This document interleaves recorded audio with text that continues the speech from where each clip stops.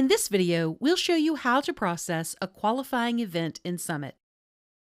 Begin by navigating to the Participant tab and selecting Participant Central.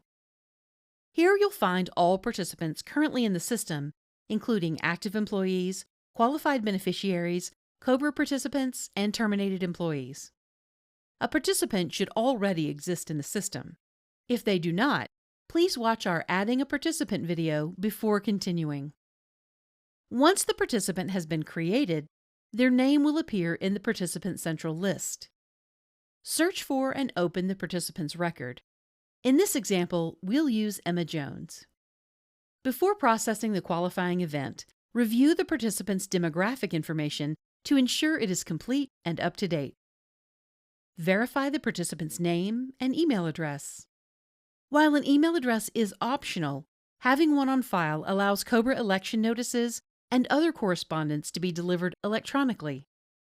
Be sure the email address is personal rather than a work email whenever possible. Next, confirm the participant's Social Security number has been entered in both the Custom ID field and the Social Security number field. The Custom ID should be entered without dashes. If you have a phone number available, you may enter it as well. Finally, verify that the participant's date of birth has been entered. This information helps ensure the participant can be properly reinstated with the carrier if COBRA coverage is elected. Once you've verified the demographic information, select Save. If the participant has covered dependents, open the Dependents tab to review them. In this example, one dependent is already listed, but you can add additional dependents as needed. To add a dependent, select Add Dependent.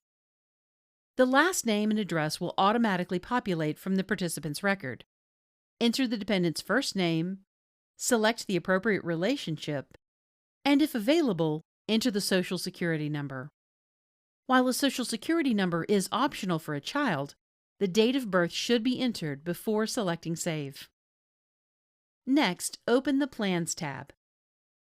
Before you can process a qualifying event, the participant must be enrolled in the plans they were covered under at the time of the event.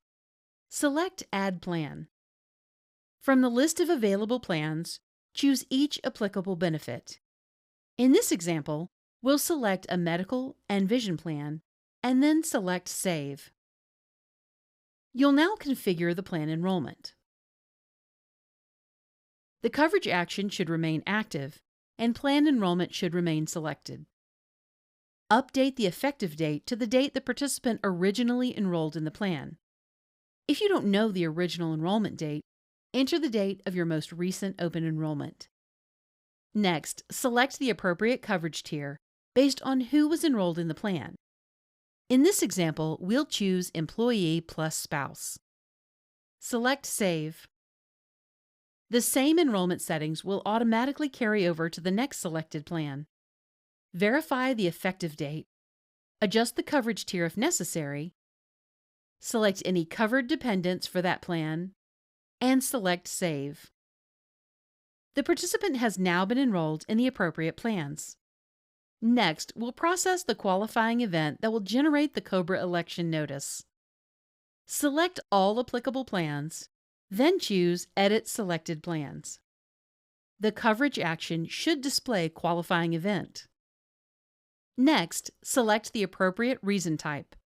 The default is termination, but you should change it if a different qualifying event applies. Enter the event date, which for a termination is the participant's last day worked. Scroll to the bottom of the page and select Save. Because multiple plans were selected, the qualifying event will be applied to each plan automatically. After saving, you'll return to the participant's record. Notice that the coverage action now displays Qualifying Event, and the coverage status has changed to Qualified Beneficiary. This confirms that the qualifying event has been successfully processed. To verify that the notice was created, open the Events tab. You'll see that a COBRA election notice has been generated for the participant. If the participant has a valid email address on file, a copy of the election notice will be emailed automatically as soon as the qualifying event is processed.